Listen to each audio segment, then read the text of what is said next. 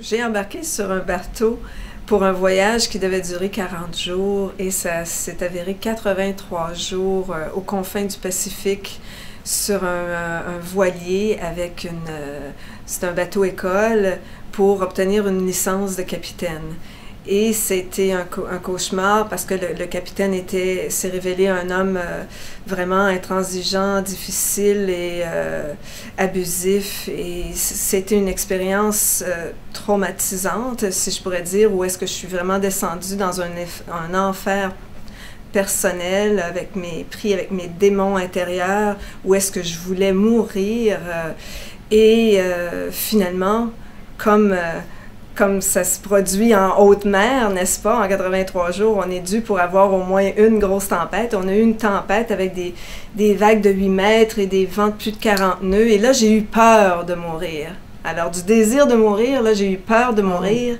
Et le lendemain, lorsque je me suis réveillée et que je n'étais pas morte, là, ça a été la grande réalisation que je voulais pas, et que le voyage était quand même juste à mi-chemin, que je voulais pas mourir dans cet état d'esprit. C'est le jour 19 janvier.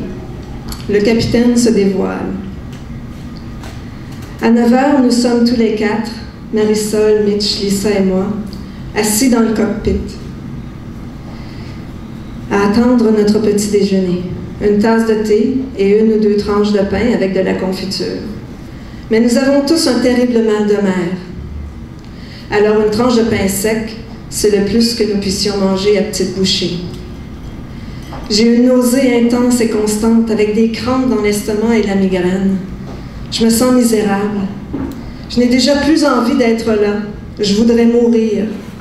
Mais en même temps, j'essaie de sourire parce que je me dis que ça va passer. 3 jours au plus. J'ai prié pendant 3 jours à demander pourquoi. Pour réussir, pour être éclairé, pour voir les cadeaux dans cette situation, parce que dans toute situation difficile que la vie nous apporte, il y a toujours un cadeau caché. Alors, je voulais trouver le cadeau, les leçons que j'avais à apprendre et tout ça de cette situation. Et j'ai médité, j'ai prié et j'ai eu des révélations. J'ai eu des révélations et ça m'a permis de sortir mon sac de médecine, mes outils de transformation que j'ai depuis X nombre d'années que je suis sur le cheminement. Cheminement de développement personnel et je fais de la médecine énergétique aussi. Et puis là, j'ai pu faire des rituels qui m'ont permis justement de retrouver la lumière, de retrouver une paix et une harmonie intérieure.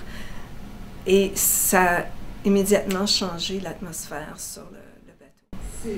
Ce soir-là, j'ai sorti mon sac médecine, j'ai sorti mon couteau cérémonial et j'ai fait des rituels. J'étais à la barre le soir, j'ai mis le frein sur la barre, sur un bon cap, puis j'ai fait mes rituels et le lendemain, le capitaine est monté. J'étais à la barre, puis le capitaine est monté, puis... Maudite femme stupide! Je peux pas croire encore, après 60 jours en mer, que t'es pas capable de garder un cap! Qu'est-ce que t'as dans la tête, donc? Qu'est-ce que t'as à la place de la tête, donc? Là, moi, j'étais comme...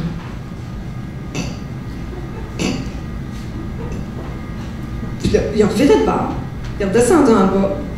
Puis moi, j'ai éclaté de rire. Mais complètement. Puis là, ça fait comme... Penser à mourir pendant ce séjour-là. C'est ça. Ça m'a permis de laisser aller mes inquiétudes, mes préoccupations et de retrouver mon pouvoir, de reprendre mon pouvoir personnel que parce que j'étais dans un rôle de victime, j'avais perdu mon pouvoir parce que le persécuteur se nourrissait de cette énergie. Alors, en faisant mes rituels, ça m'a permis de faire des coupures et de reprendre mon pouvoir personnel. Alors, mais le cauchemar, on a appelé le livre « Le cauchemar du Pacifique ». Ça peut paraître négatif ou lourd comme titre, mais finalement, comme on dit qu'il y a toujours un cadeau dans chaque situation, même dans un cauchemar, il y a des cadeaux. Et le plus grand cadeau d'un cauchemar, c'est qu'on s'en réveille un jour. Et c'est l'éveil, c'est ça qui est le cadeau du cauchemar, c'est l'éveil. Lorsqu'on parle d'analyse de rêve, exemple, lorsqu'on analyse un cauchemar, qu'est-ce qu'on y retrouve?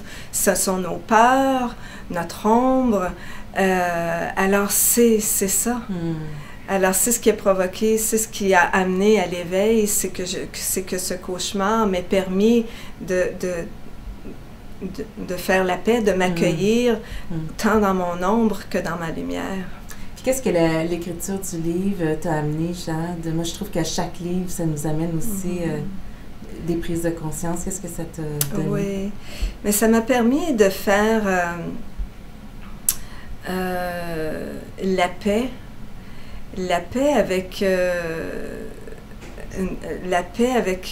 avec les hommes.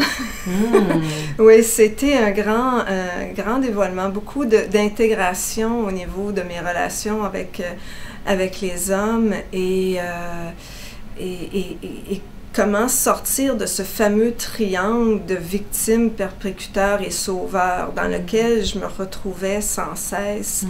Et alors ça, c'était pour moi les plus grandes leçons. Il y en a eu plusieurs leçons, ça a permis d'intégrer énormément, mais c'est surtout ça. Ouais.